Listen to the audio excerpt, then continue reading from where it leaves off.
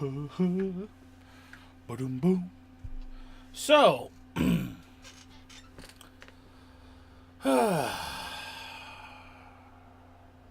starting off, I'm Kroll001. I'm here to start off today to teach you guys how Steam trading works. All right. So I've got a window up here. There are several different ways Steam trading works, because each interface does a little bit differently. Jungle Tree did not. This one right here, the screen right here, this is from a trade offer window. So someone offered me a trade for this. I can either change offer, then alter it, and then confirm, which would send it back to that person. And if it was sent back to that person, then they have the chance to confirm, change, send it back. So it's kind of interpersonal. You don't have to be friends with the person to do these kind of trades. You just need their trade link. And different websites have different ways to do it. Now for me, I was asking for 2 refine. I'm getting 2 refine. Confirm. Accept trade. It says it'll be held for 72 hours because the other person on the other side of this has not set up their mobile authenticator for 7 days and or has turned their trade confirmation off. Whichever one they did.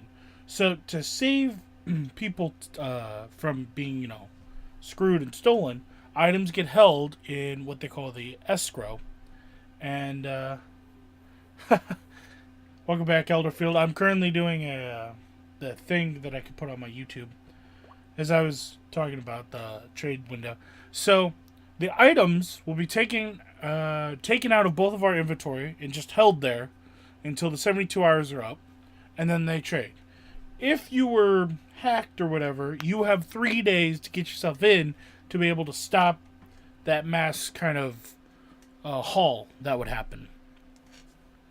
And then if you were to cancel a trade hold while you're in the middle of a trade hold, you cause a 7-day cooldown on all trading. So like an entire week will have to go by before you can start trading again.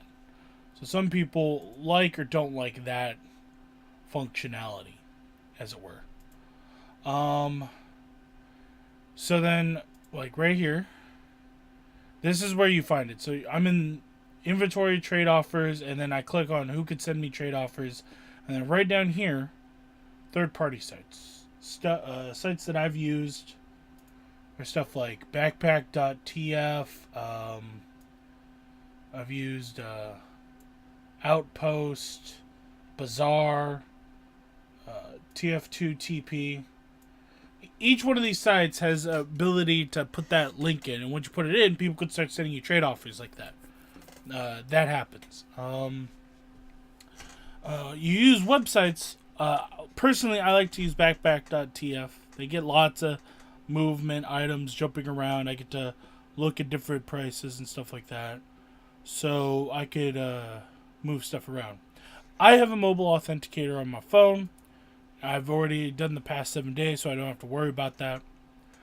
Let's see here.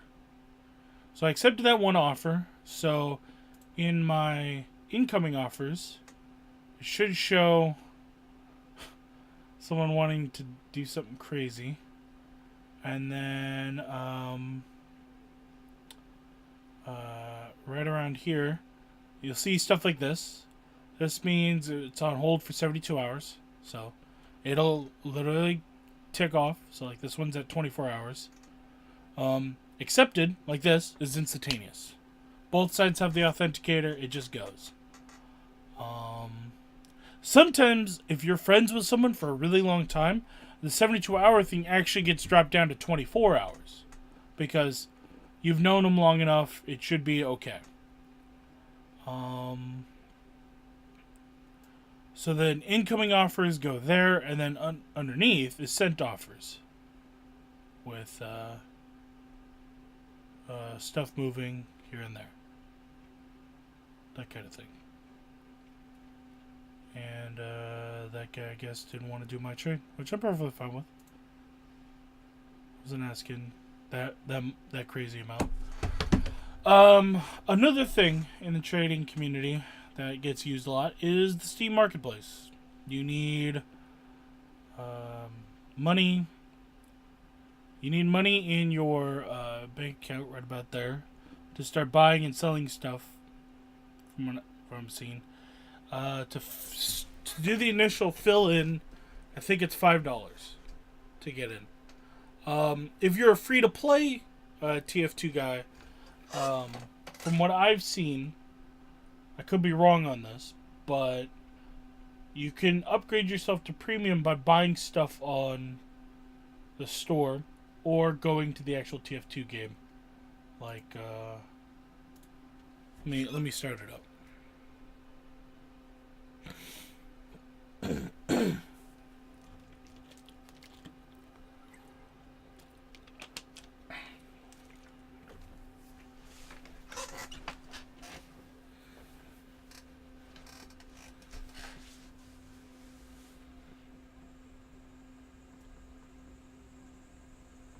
So my game's loading up. FYL, hey, how's it going? I'm currently doing that tutorial, so give me a sec while I finish up the tutorial.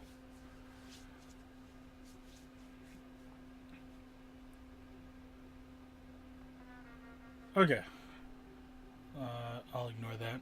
So, if you're a free-to-play guy, that means you got it, but you haven't done anything. I recommend filling your Steam wallet with $5, and then an idea. The market might work. The other idea is to sort by lowest price, and then pick up. I wouldn't pick up a weapon. I'd pick up something like the Secret Saxton here, and then you could resell it on the marketplace to recoup some of the. You'll take a slight loss, but you recoup a little bit. Or you can use a man up ticket and do something there. Or, oh yeah, oh no, Mr. Kool-Aid Man. Puyalax, thank you for the follow. I appreciate that.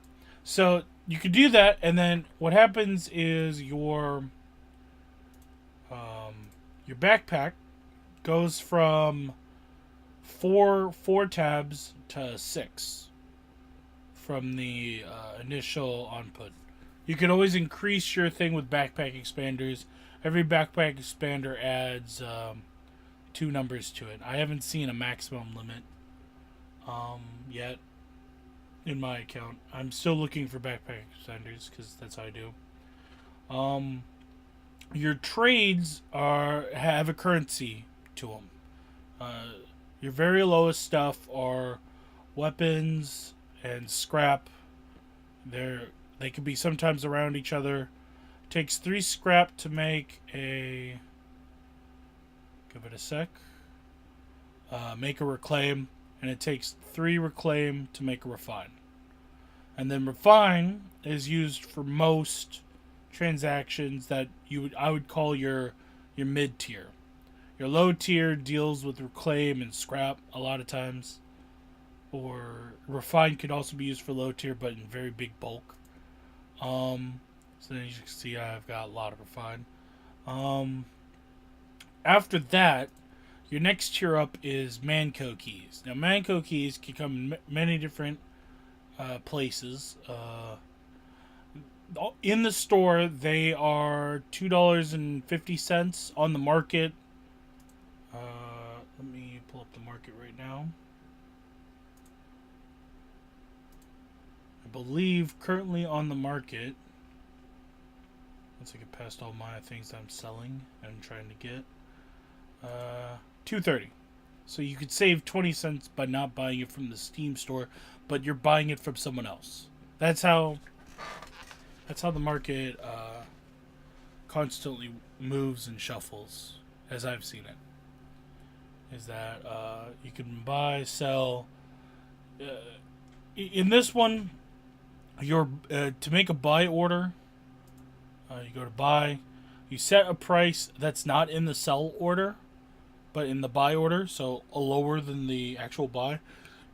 And you'll create a buy order, which a seller, if they want to, they could sell at that price. And then it takes into account availability, money, and like time.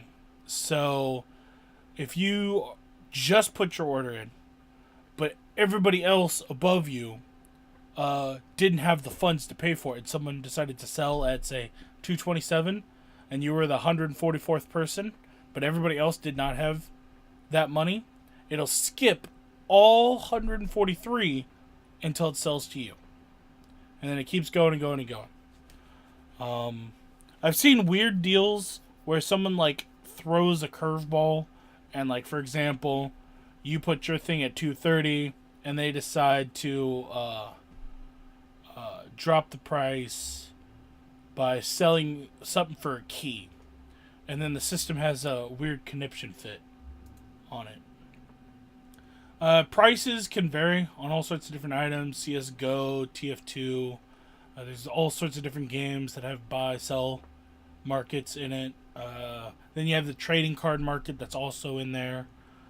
But when it comes to trading, you have that option of trading, and the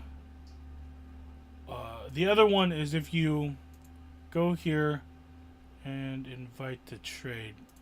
Give me a sec.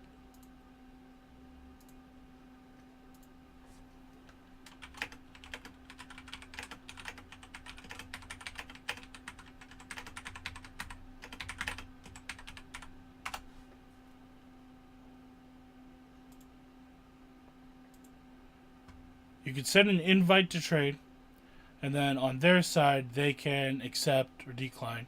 He accepted. If they decline, nothing happens. If they accept, it's a live thing. You can say stuff like, hello. You usually try to be polite about it. Give me one sec, Tandem. Let me turn you up a little. Hey, how's it going? As you can see... Thanks, man. I'm trying to show them the live trade. So in live trading, you only have access to your inventory. You have no access on theirs. So then you use the chat window, or if you're talking to them, like in a chat survey or something like that, you guys can have like live efforts. So he's like, I'll drop a gem. I can, I don't know. Like a gem and a bottle of scotch. Yeah. And I could drop a grenade. Your drop dead menu here shows all sorts of different games or items you have, and then Steam will deal with like the trading cards and stuff like that. Up here is security stuff for you to understand. So the trade hold, as you can see there, it says right here, trade hold will be held for 24 hours, and he has not used the mobile authenticator for 7 days. So you know the trade hold's on his side.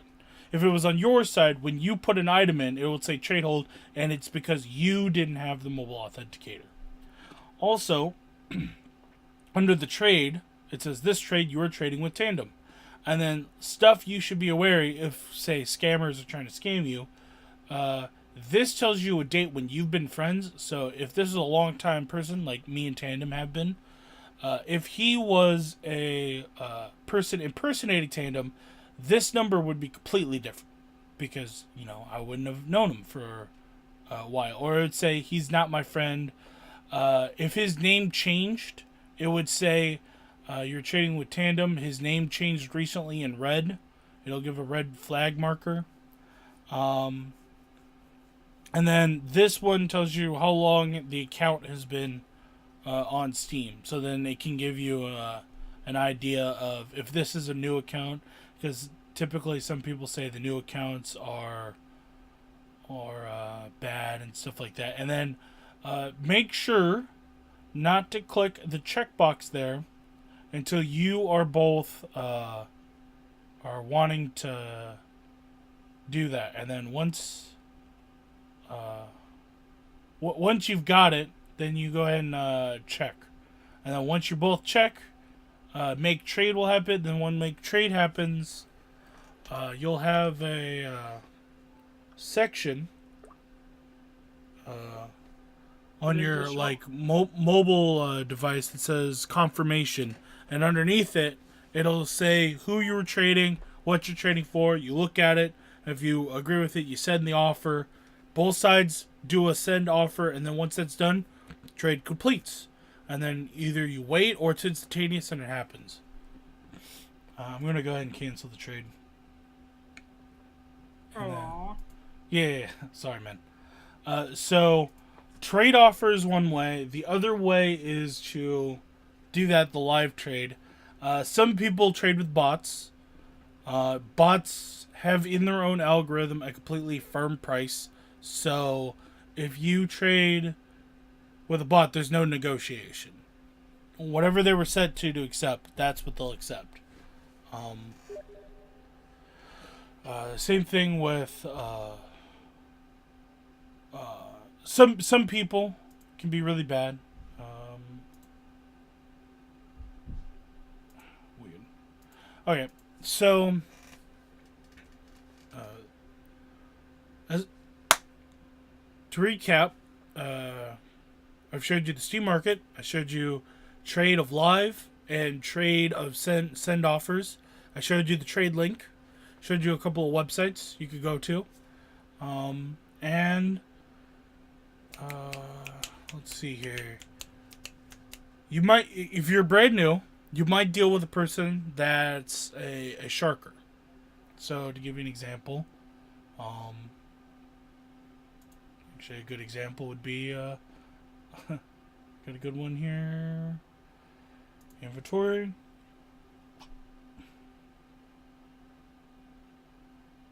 Cool. Trade offers. And then in incoming offer history. Right down here. This guy, I told him the price that I wanted was 1 refine, 1 reclaim. He kept wanting me to pay double my price. He wanted me to pay double that price. If I was a new person, I might have said, okay, sure. He would make a crazy amount of profit. I might lose trying to resell the item. Because then someone goes, no, that was worth this much. And I'd be like, oh, man. And then I'd take a loss. They usually prey upon new players who don't know nothing about their items. You might actually have an item that could be worth a key, and then you gave it away for a scrap, and you didn't know.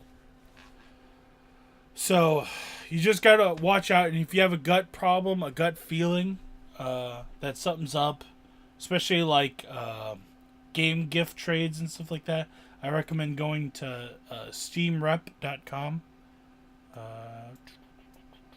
Right here, steamrep.com. The way I would do this is, say for example, this guy. You click on the person you're trading. You right click, then you copy page URL. Once you have that, go over here, select into the search bar, paste. It puts the profile. You search, and then boom. It shows you his general reputation. If it says no special reputation, you're most likely good. But you get some assurance there. Sometimes I've came across a couple people that were under investigation for scams, and if they're under investigation, I don't trade with them. Because if they become a scammer, you might be called a scammer as well, because you're trading with them, helping them profit. And you never want to help a scammer profit. Anyway, that will cover most of trading, as I see. If you have any questions, put them in the comment section there, and then I'll hopefully get to them in another separate thing. All right, peace.